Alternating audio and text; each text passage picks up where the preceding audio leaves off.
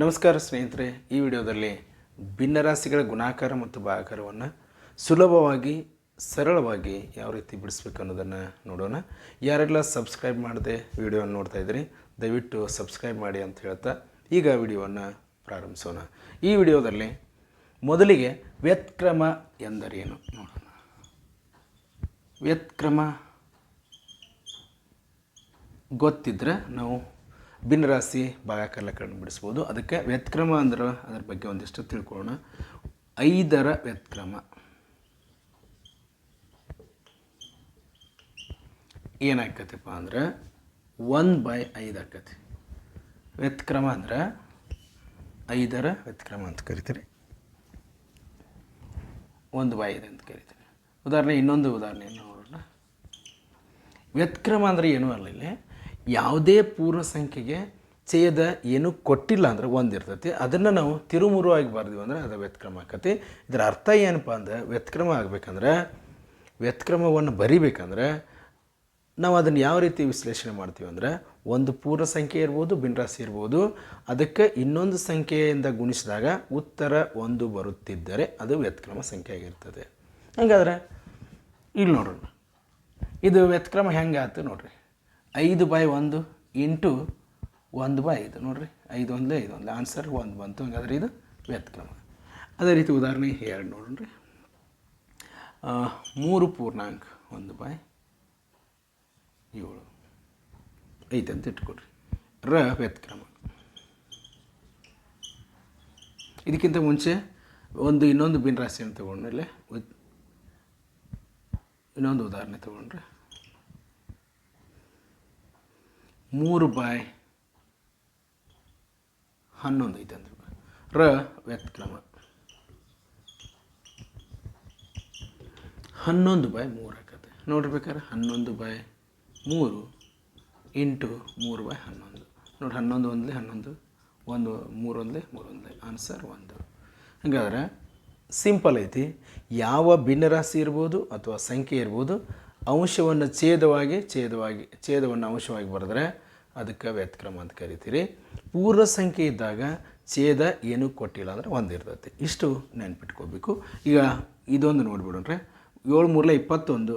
ಮೊದಲು ಏನು ಮಾಡಬೇಕು, ಮಿಶ್ರ ಭಿನ್ನರಾಶಿ ಕೊಟ್ಟಾಗ ಅದನ್ನು ವಿಷಮ ಮಾಡ್ಕೋಬೇಕು. 7 3 21 22/7 ಇದರ ವ್ಯುತ್ಕ್ರಮ ಬರೆದ್ರೆ ಸಾಕು. ಸ್ಪರ್ಧಾತ್ಮಕ ಪರೀಕ್ಷೆಗಳಲ್ಲಿ ಇಂಥ ಲೆಕ್ಕಗಳು ಕೊಟ್ಟಿರ್ತಾರೆ. ಹಾಗಾದ್ರೆ ಏನಾಯ್ತು ರೀ, 7/22 ವ್ಯುತ್ಕ್ರಮ 7/22 ನೋಡ್ರಿ. ಇದನ್ನು ಬೇಕಾದ್ರೆ ನೀವು ನೋಡ್ಬೋದು. 22/7 ಇದು 7 ಮ್ಯಾಗ ಹೋಯ್ತು /22 22 1 22 7 1 7 ಆನ್ಸರ್ ಬಂತು. ಈ ರೀತಿ ವ್ಯುತ್ಕ್ರಮದ ಬಗ್ಗೆ ನಾವು ತಿಳ್ಕೊಂಡ್ವಿ. ಈಗ ನೆಕ್ಸ್ಟ್ ಭಿನ್ನರಾಶಿಗಳ ಗುಣಾಕಾರ ಫಾಸ್ಟಾಗಿ ತಿಳ್ಕೊಳ್ಳೋಣ. ಭಿನ್ನರಾಶಿಗಳ ಗುಣಾಕಾರ ಏನು ರೀ ಇದು? ಭಿನ್ನರಾಶಿಗಳ ಗುಣಾಕಾರ. ಭಿನ್ನರಾಶಿಗಳ ಗುಣಾಕಾರ ನೋಡಿರಿ, ಒಂದು ಸಂಖ್ಯೆಯನ್ನು ತಗೊಳ್ಳೋಣ. 3/4 ಗುಣಾಕಾರ. ಉದಾಹರಣೆ 1/9 ಐತೆ ಅಂತ ಇಟ್ಕೊಳ್ರಿ. ಈಗ 3/4 ಇಂಟು ಮತ್ತೊಮ್ಮೆ ಗುಣಲಬ್ಧ ಅಂತ ಇಟ್ಕೊಡ್ರಿ. ಇದು ಕ್ವಶನ್. ಇದು ನೋಡ್ರಿ, 3 1 3 3 1 1 1 4 3 12. ಇದು ಯಾವ ರೀತಿಪ್ಪ ಅಂದರೆ ಅಂಶ ಗುಣಾಕಾರ, ಛೇದ ಗುಣಾಕಾರ. ಆದರೆ ಕ್ಯಾನ್ಸಲೇಷನ್ ಕಡಿತ ಹೊಡಿದು ನಮ್ಗೆ ಅವಕಾಶ ಇತ್ತು, ಕಡಿತ ಹೊಡಿಬೇಕು. ಆದರೆ ಅಂಶ ಕ್ಯಾನ್ಸಲೇಷನ್ ಮಾಡಬಾರ್ದು, ಛೇದ ಕ್ಯಾನ್ಸಲೇಷನ್ ಮಾಡಬಾರ್ದು. ಅಂದರೆ ಕಡಿತ ಹೊಡಿಬಾರ್ದು. ಅಂಶ ಕಡಿತ ಹೊಡಿಬಾರ್ದು, ಛೇದ ಕಡಿತ ಹೊಡಿಬಾರ್ದು ಗುಣಾಕಾರ ಚಿಹ್ನೆ ಇದ್ದಾಗ. ಈಗ ಇದರ ಆನ್ಸರ್ ಇದಾಯಿತು. ನೆಕ್ಸ್ಟ್ ಇನ್ನೊಂದು ಉದಾಹರಣೆ 5/12 ಗುಣಾಕಾರ ನೋಡಿರಿ. 9/15 ಐತೆ ಅಂತ ಇಟ್ಕೊಳ್ರಿ. ಈಗ ನೇರವಾಗಿ ಗುಣಲಬ್ಧ ನೇರವಾಗಿ ಬರಿಬೋದು. 3 3 3 4 5 1 5 3 ಮತ್ತು ಇಲ್ಲಿ 3 1 3 1 ಕ್ಯಾನ್ಸಲೇಷನ್ ಮಾಡ್ಬೋದು. ಇದರ ಗುಣಲಬ್ಧ ಎಷ್ಟೈತೆ ರೀ? 1 1 1 4 1 4 1/4 ಆಯಿತು. ಇನ್ನೊಂದು ಉದಾಹರಣೆಯನ್ನು ಫಾಸ್ಟಾಗಿ ನೋಡೋಣ ರೀ.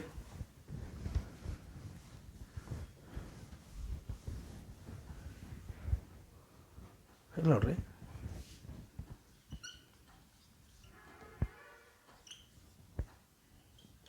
ಒಂದು ಉದಾಹರಣೆ. ಈಗ ಮಿಶ್ರ ಭಿನ್ನಾಸಿ ತಗೋಣ. ನೋಡಿರಿ, 4 1 4 4 3 7 2 3 6 7/. ಈಗ 7 7 49 4 3 12 12 4 48 1 ಉಳಿತು 1/12.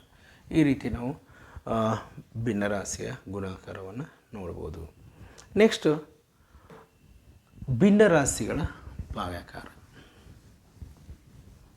ನೆಕ್ಸ್ಟ್ ನೋಡ್ತೀರಿ ಭಿನ್ನರಾಶಿಗಳ ಭಾಗಲಬ್ಧ ಅಥವಾ ಭಾಗಾಕಾರ. ಇಲ್ಲೇ ಒಂದು ಉದಾಹರಣೆಯನ್ನು ನೋಡೋಣ. 2/5 ಬಾಗ್ಲೆ 3/10 ಐತೆ ಅಂತ ಇಟ್ಕೊಳ್ರಿ. ಇದು ಉದಾಹರಣೆ. ಇಲ್ಲೇ ಒಂದು ಸ್ವಲ್ಪ ಬದಲಾವಣೆ ಮಾಡ್ಕೋಬೇಕು. ಭಾಗಾಕಾರ ಅಂದಾಗ ಮೊದಲನೇ ಭಿನ್ನರಾಶಿಯನ್ನು ಯಥಾಸ್ಥಿತಿ ಹೆಂಗಿದ್ದಂಗೆ ಬರ್ಕೋಬೇಕು.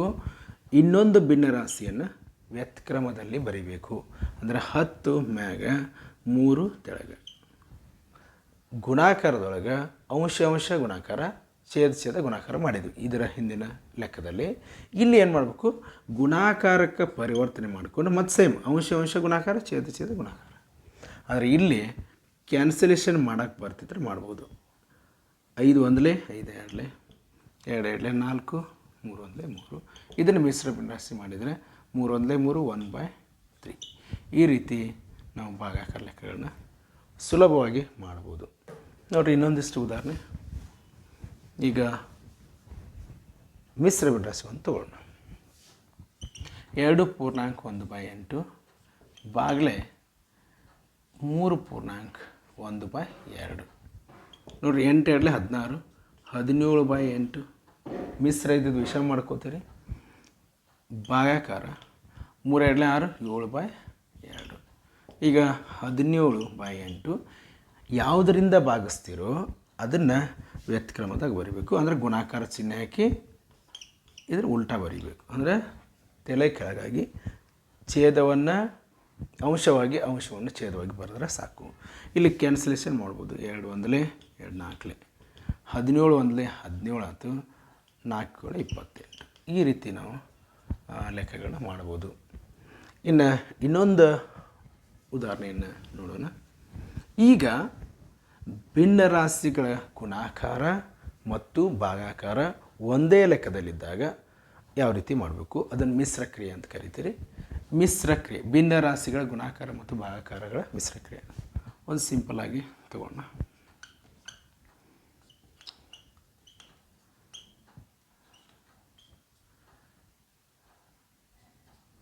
ಈಸಿ ಇರುವಂಥ ಒಂದು ಸಂಖ್ಯೆ ತಗೋಣ.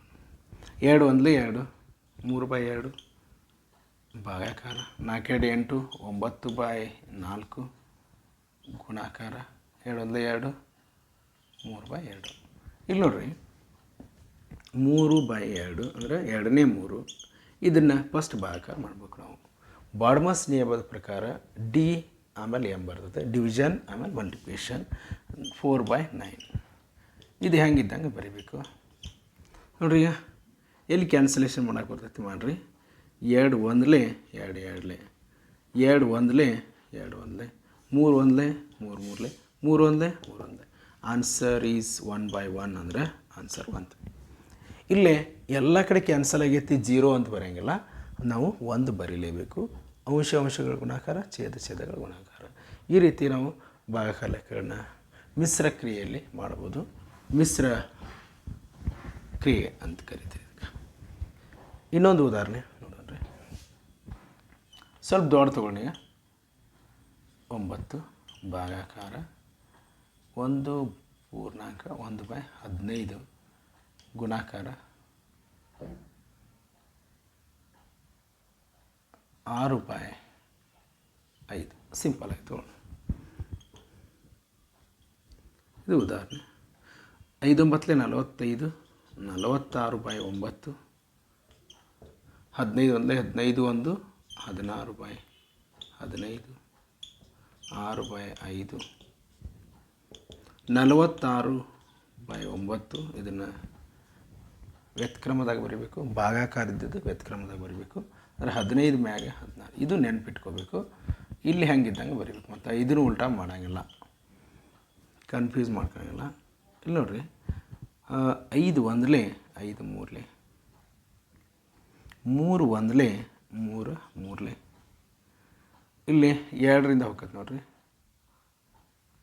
2 8 2 3 3 1 3 1 ಇಲ್ಲಿ 2 4 2 2 2 3. ಈಗ ಮತ್ತೆ ಇಲ್ಲಿ ಬಾ ಹೋಗ್ತದೆ ನೋಡಿರಿ, 23 1 23. ನೆಕ್ಸ್ಟ್ ಒಂದೈತಿ 23 ಆಯಿತು. ಇಲ್ಲಿ ನೋಡಿರಿ 4 ಉಳಿದೈತಿ, 4 1 4. ಇದನ್ನು ಮಿಶ್ರ ಕ್ರಿಯೆ ಮಾಡಿ 5 20 3 ಉಳಿತು, 3/4. ಇದು ಫೈನಲ್ ಆನ್ಸರ್.